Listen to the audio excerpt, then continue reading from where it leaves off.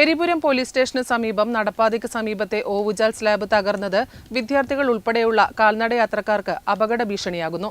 പ്രദേശത്ത് യാത്രക്കാർ അപകടത്തിൽപ്പെടുമ്പോഴും അധികൃതർക്ക് നിസ്സംഗത. പ്രതിഷേധം വ്യാപകം.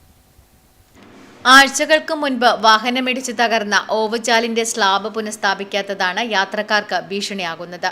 എരിപുരം കവലയിൽ പോലീസ് സ്റ്റേഷന് എതിർവശത്തായാണ് അപകടം പതിയിരിക്കുന്നത്.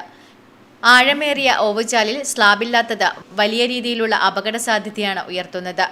നിരവധി വിദ്യാഭ്യാസ സ്ഥാപനങ്ങളും ക്ഷേത്രങ്ങളും മറ്റ് ഗവൺമെന്റ് സ്ഥാപനങ്ങളും സ്ഥിതി ചെയ്യുന്ന പ്രദേശമാണ് എരിപുരം. പഴയങ്ങാടി ഭാഗത്തേക്ക് വിദ്യാർത്ഥികൾ ഉൾപ്പെടെ കാൽനടയായാണ് കടന്നുപോകുന്നത്. വിദ്യാർത്ഥികളുടെ ജീവന് തന്നെ ഇത് ഭീഷണിയാണ്.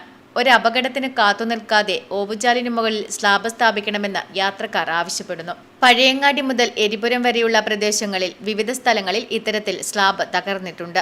എന്നാൽ ഇതൊന്നും കണ്ടില്ലെന്ന മട്ടിലാണ് അധികൃതർ.